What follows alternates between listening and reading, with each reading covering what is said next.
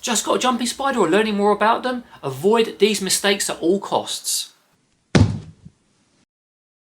Hello everyone, welcome back to Spooderpods. I'm David and today I am doing part 2 of my things I wish I'd known before getting a jumping spider mistakes. There are quite a few mistakes that people make and I've seen loads in my comments. A couple of these we've made in the past, so I thought it was worth doing a part 2 video on this topic. Now remember, a lot of these are my opinion and based on what I've seen and what I've studied. If there are any other mistakes you can think of, love to hear from you in the comments. Please do consider liking, subscribing and commenting because it does help the channel. But without further ado, let's get straight into these mistakes.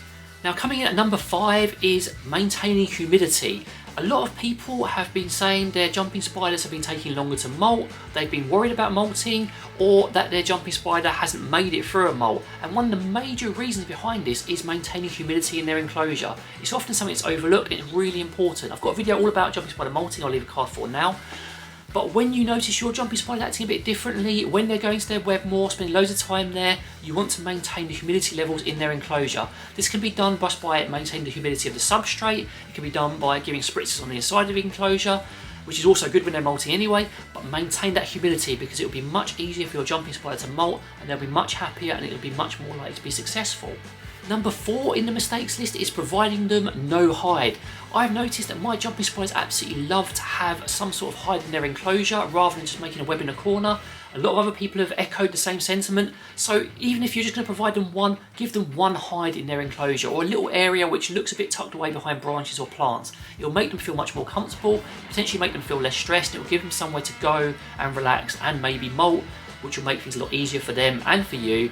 Because they will still be brave, they'll still come out and explore, but at least they'll have somewhere safe to go to. Number 3 on the mistakes list is disrupting your jumping spider constantly. Now, we all want to interact with them, we want to peer over at them, look at them, and spy on them. They're amazing, they're cute, we want to interact with them, but you can't keep poking and prodding at them and disrupting them.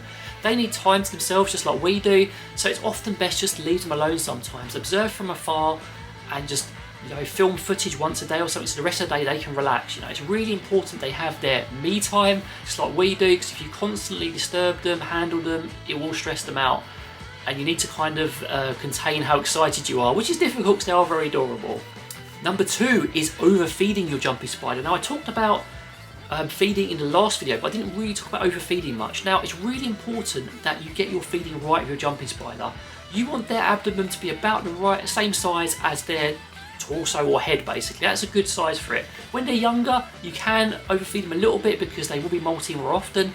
But when they're older, you don't want to overfeed them because every time you overfeed your jumping spider, you're potentially shortening their lifespan because it will encourage them to molt more frequently. It's not ideal. So make sure you're not overfeeding them. Keep it to a nice sensible feeding schedule, and I've got other videos exploring that topic on the channel too.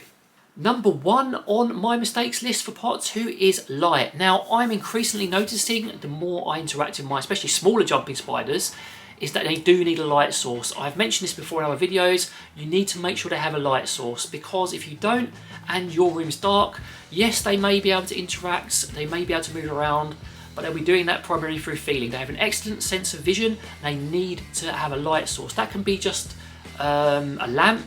It could be a white light, it could be even some, I've got one on my new shelving behind me, I've got these magnetic lights which you can recharge. Just something that you can turn on to give them a long period of light, because that's how they'll hunt, that's how they'll see, that's how they enjoy the environment.